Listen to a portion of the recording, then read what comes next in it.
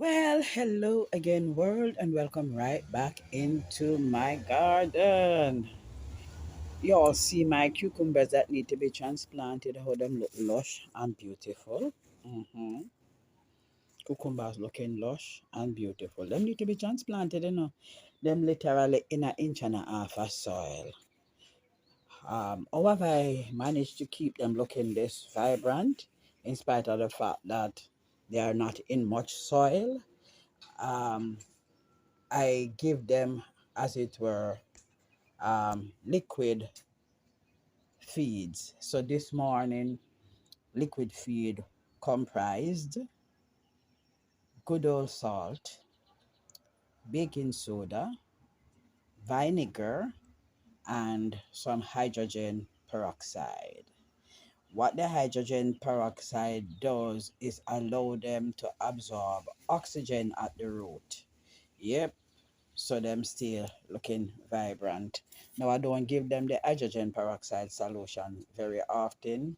That would be like a once in every 3 month application. Yes. So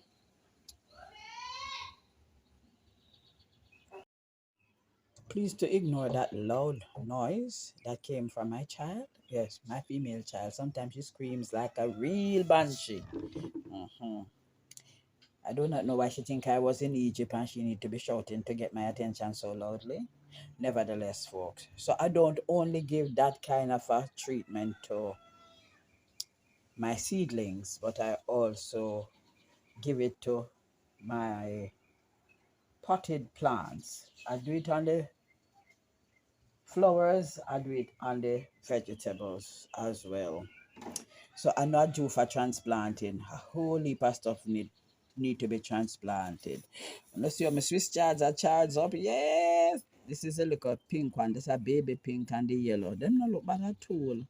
Them no look that little yellow one they go like it one give up the ghost. But I wonder if it no say it not dead for me. I need it to be alive.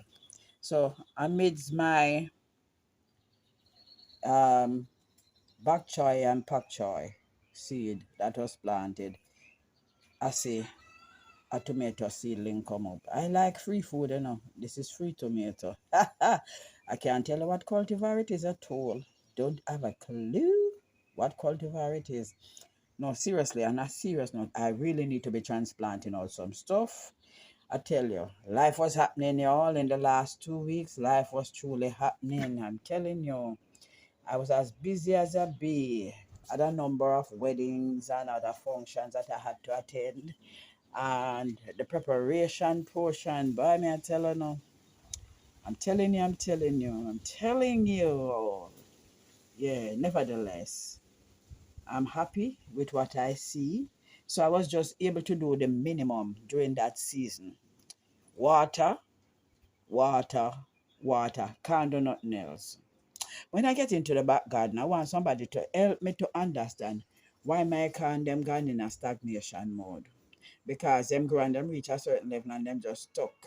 I don't have a clue what else to do. I have molded them. I have given them fertilizer at the root, liquid one, and I put um, chicken manure and I put goat manure at the root, and all them do is just look there, and now grow no further. You know, make no sense. The then corn that was planted almost a month after, and them are basically the same. That not make no sense, people. You know, make no sense.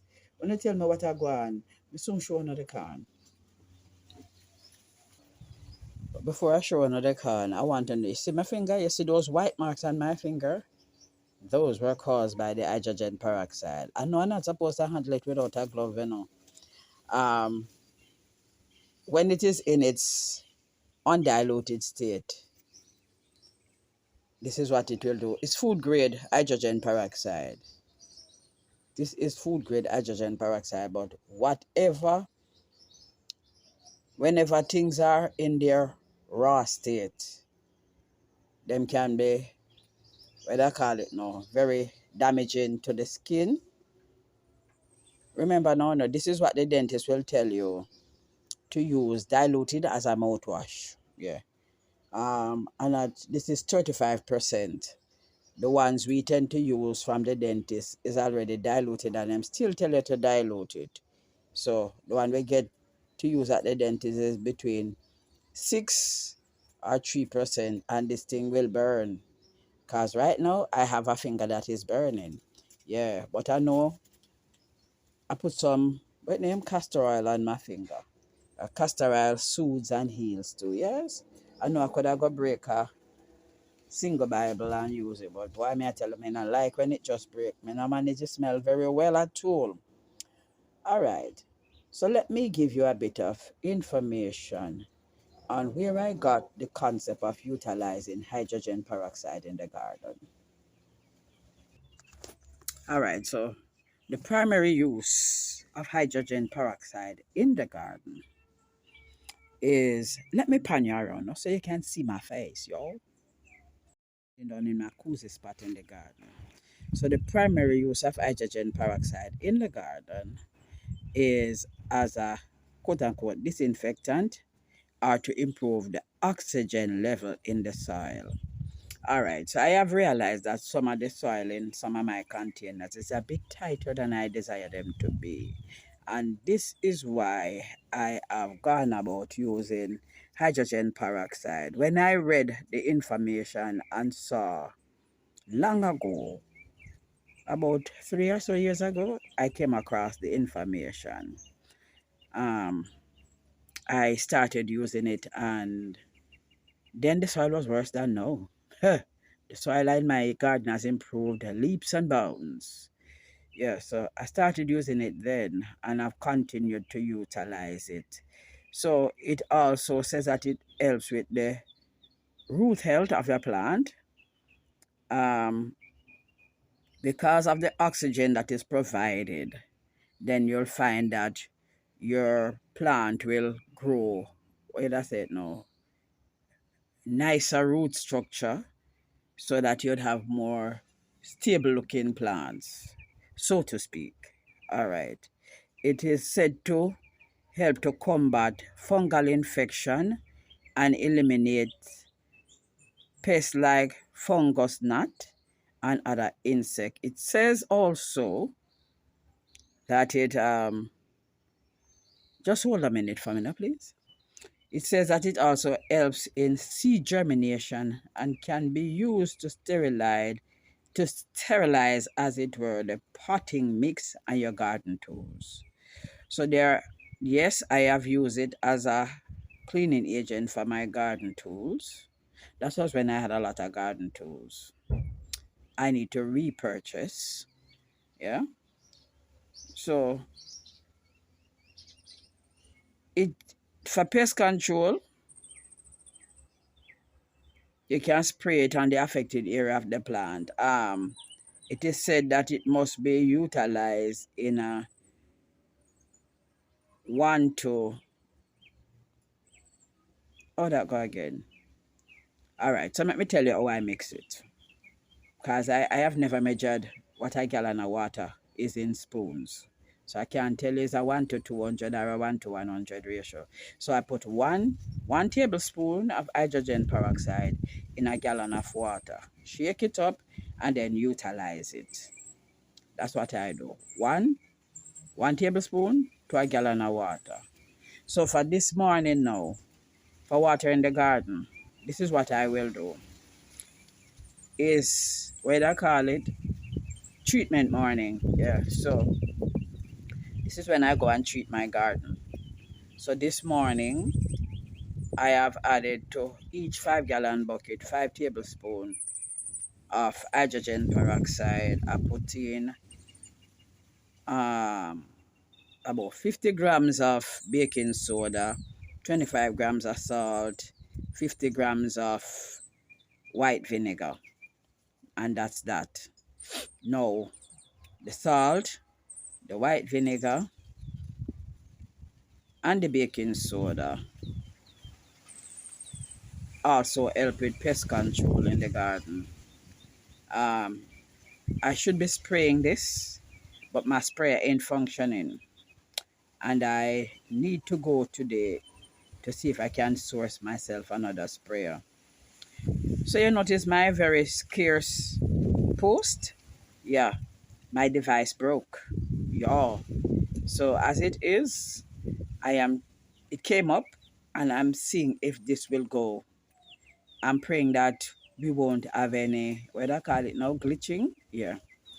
So for the seed germination stock, it says that it does enhance, um, but it must be diluted, even more diluted than I use it right now. Because if my seedling, if I just planted the seed, I would have diluted it more. So I'd have divvy it down and put just 1 teaspoon into the gallon of water.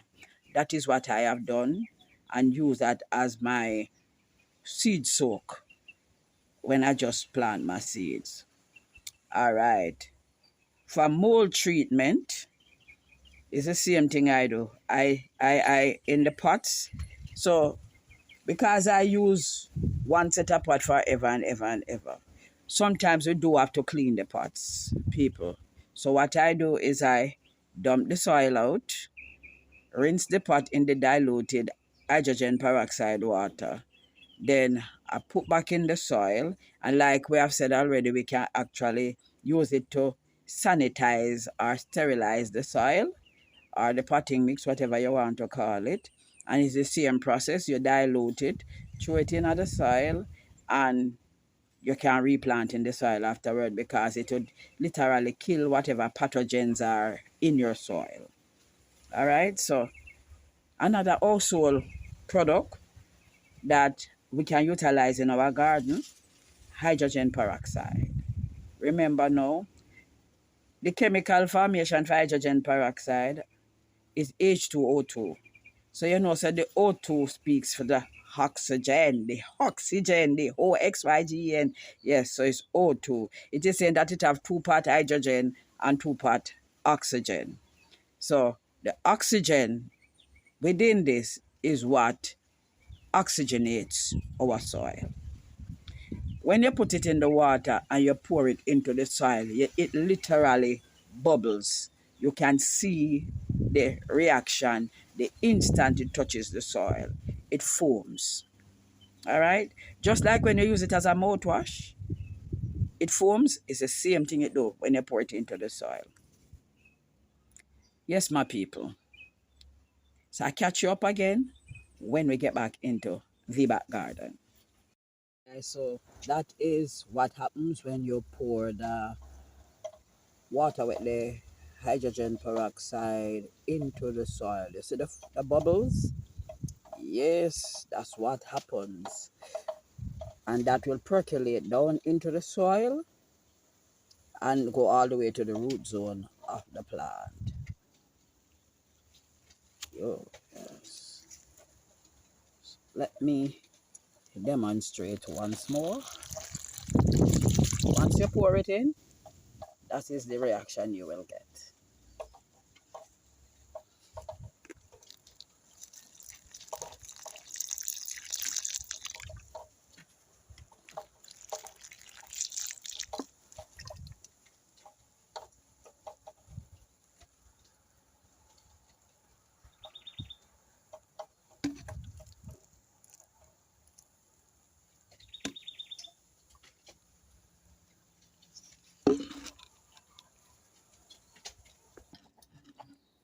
As I said before, the corns have grown to a level and have it stuck.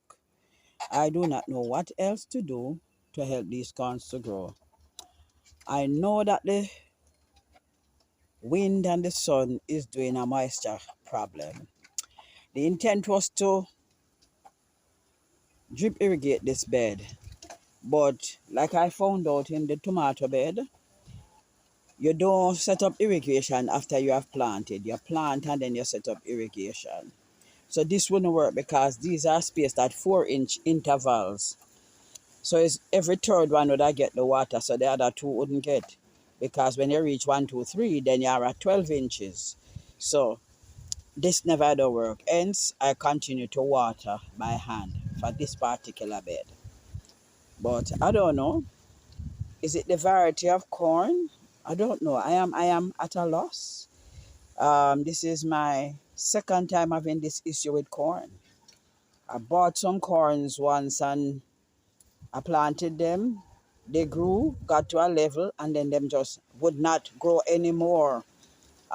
Did I get from those? I don't recall getting any corn from those. I'm hoping that that will not be this experience. Because when you look down at this talk. All right, so I'm at that shaded bed. You all, I thought I was recording and never realized that device had become so hot that it shut down. Anyhow, I'm at the shaded bed, the one that I said I was going to remove. But I like to listen. Marie suggested that I planted beets and lettuce inside of this area. So I'm going to be doing that. I am going to be direct seeding the beets and I'm going to be transplanting lettuce suckers into here. Yeah. So when next you see this bed, you'll see lettuces that are alive and kicking. But you won't see the beets because I'm direct seeding the beets. All right. I think I might drop some radish in here as well. The radish will come up before the beets come up, long before the beets come up. So I'm going to be doing the radish, the beets, and the lettuce. I'm going to put the lettuce in the middle, the radish in the front, the beets in the back. Yeah, just like that. So beets, radish, lettuce. I planting the radishes, y'all, for seed pods because I hear the seed pod state's fabulous. And I like to experiment. It's vegetable, so I'll experiment with vegetable. So I'm gonna be doing that. I hear the seed pods rather, are very spicy, and I am the queen of spicy. Yeah, so I go and plant them, allow them to go to seed. They might take very long to go to seed in this very shaded area. Nevertheless, I'm going to still plant some in here. I might plant some elsewhere.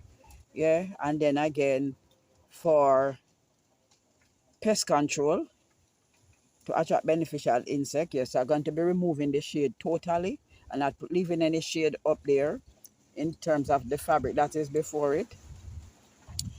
And let us see what goes on from there, no? Yeah. So until we meet again in the garden, folks, this is Miss Anne saying thank you to all my subscribers, old and new. Thank you for making it yard steading in Jamaica. The chicken cottage build will resume by Wednesday of next week. So I should have you some footage by then. Yeah. So to my subscribers that are helping me along in terms of giving me suggestion, let me say a hearty thank you, thank you, thank you to you. For those who are here but have not yet subscribed, please to do so. Continue to like the videos, to share the videos, to leave your comment. Those are greatly appreciated. And to press that post notification bell so that you can be made aware each time a new video is uploaded. Until we meet again, have a blessed day. Jah guide.